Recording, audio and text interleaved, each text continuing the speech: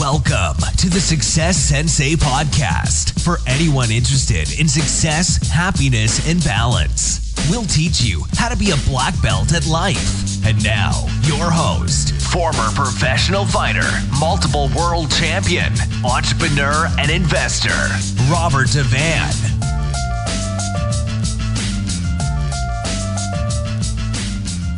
Bowing in. This is Roundhouse Rob, the Success Sensei, helping you to win at life one kick and punch at a time. Episode 85. They're creepy and they're crawly. So I was really supposed to release this podcast last week for Halloween. So I'm a little bit late. I'm a week later because I decided to release the other one first because that's the chronological order I did them in. So if you haven't listened to last week's podcast, have a listen. And it was called You're So Much Better Than You Think. So the sound quality on that one mightn't have been great, but it's well worth a listen. It was only because I was shooting it outside, so there was a little bit of wind noise. I tried to restrict as much of it as I possibly could in the editing, but sure, it's probably not as good sound quality as the other podcasts. Hopefully we're back to normal, but it's still definitely worth a listen. Right, so this one, they're creepy and they're crawly. So yeah, it was Halloween. Halloween was on Thursday. This is released on the Wednesday after the Thursday, so maybe there's a few Halloween decorations still floating around before all the Christmas stuff comes at us like an absolute avalanche. It's not actually about the Addams Family, even though there's a new movie coming out, I think. It's not about the Addams Family. They're creepy and they're crawly is about you dealing with toxic people. So there's a sensitive subject, toxic people. Well, what are toxic people? Basically, toxic people are anyone that negatively affects your mental health.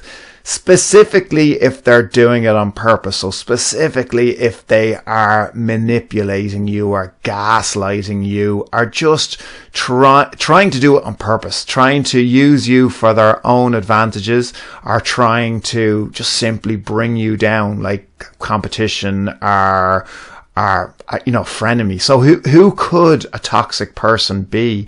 Well, generally, a toxic person is somebody that's struggling with their own mental health issues. They may not be struggling. They may not be acknowledging their own mental health issues. They may be in denial, or they may be perfectly comfortable with their own mental health issues. They may not be in a position for you to actually be helping them. You cannot help everybody. You can't help everybody. Obviously, you help the ones that are in your life that care about you and you care about them, and they require your help and they want you to help, or sometimes even if they don't want you to help, you can still attempt to help them. But certain times you'll come across people that don't want your help, don't need your help, aren't willing to listen to your help, and you cannot help everybody.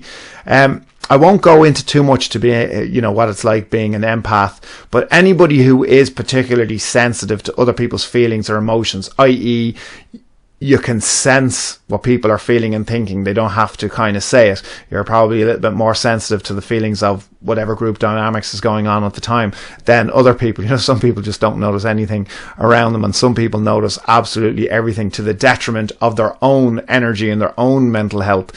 So if you're one of those people, you will be specifically vulnerable to toxic people and that toxic energy and drama that I'm talking about. So it's not toxic people isn't particularly a politically correct subject. So you have to make sure, I'm sure at some stage all of us in our lives have been that toxic person. So it is up to you to make sure that it's not you again in the future, or to limit it as much as possible. We're all at different stages in our lives. We'll all continue to go through different stages in our lives. Some of them heightened emotional stages, and some of them we're too tired to even have heightened emotions, or we're too dulled, or we're too cynical. But it's up to you to be in control of your emotions as much as you can.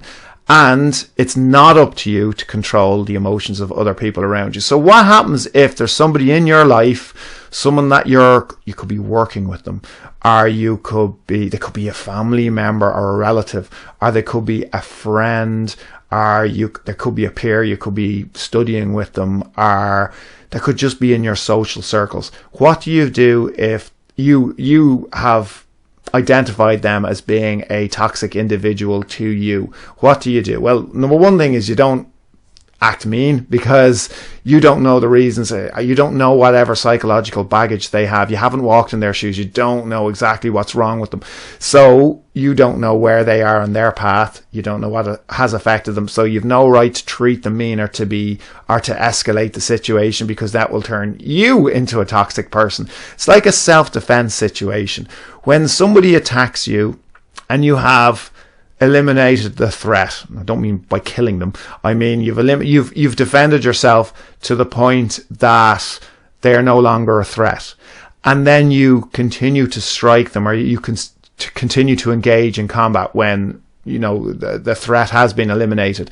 You then transfer, in the eyes of the law, you transfer over from being a victim to being the assailant, because you've gone past a certain point. So it's the same with being a toxic person. If someone's a toxic person to you and then you decide to reflect it back in them, well, ultimately they are still changing your behavior, and you are becoming a toxic person. So you want to avoid that, and avoidance is the key. If at all possible, avoid anybody that is going to emotionally harm you, or you are going to inevitably emotionally harm them, or you're going to say harsh things to them, which ultimately is going to make you feel bad, make them feel bad, and continue the vicious circle. And whoever else the vicious circle manages to drag in and get involved. So that's not a good situation. That's like fighting somebody defending yourself on the street, fighting someone on the street,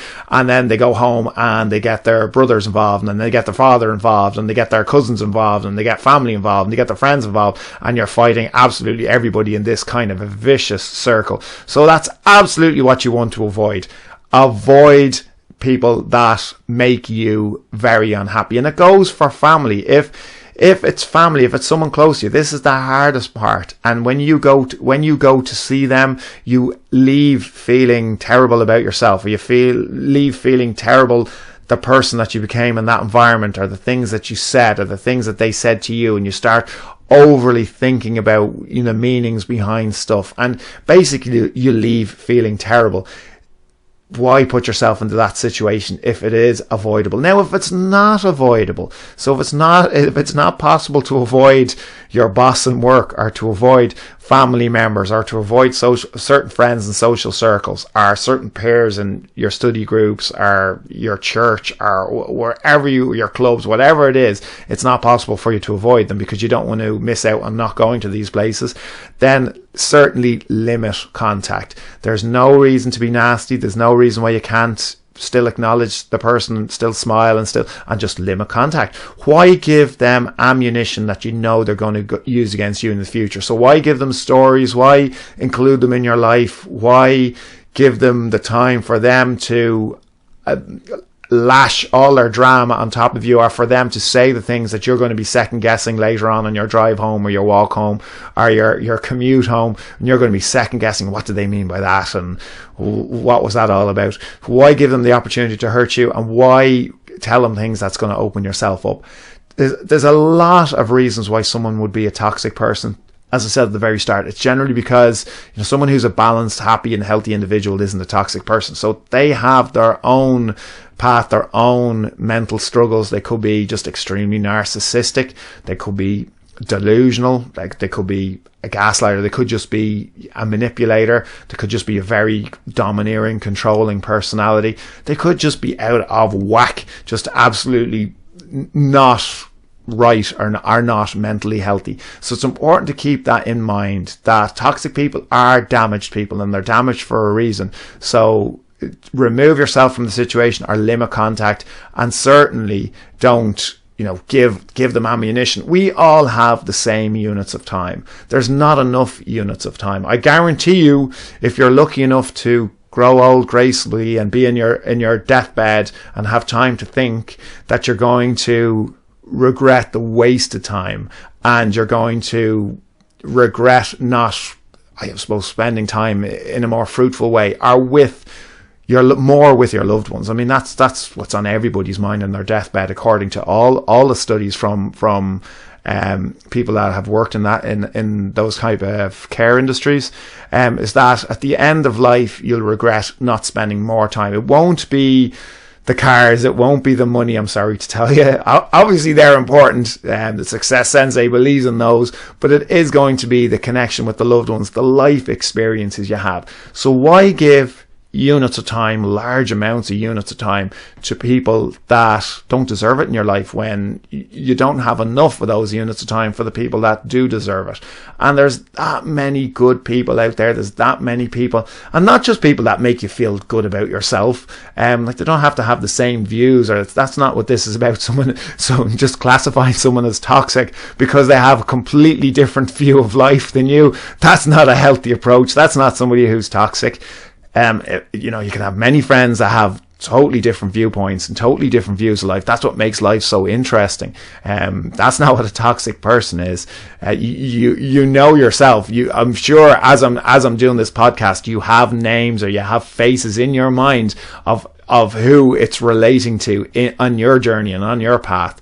So that's the great thing. There's that many good people in life to be seeking out, and like-minded are with different points of view, but with the same overall moral values that you have, that you could be spending quality time with, as opposed to giving it to people in a like time is not infinite.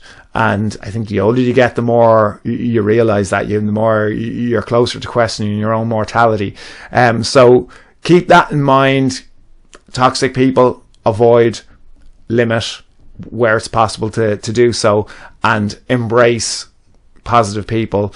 Be a positive person yourself as much as you can in any given moment, despite what's going on, or despite the problems and the hassles in life. I hope that helps. I hope it helps you, even think about it, because it's a hard enough subject to think about. How will you handle toxic people? What is the correct way to do it?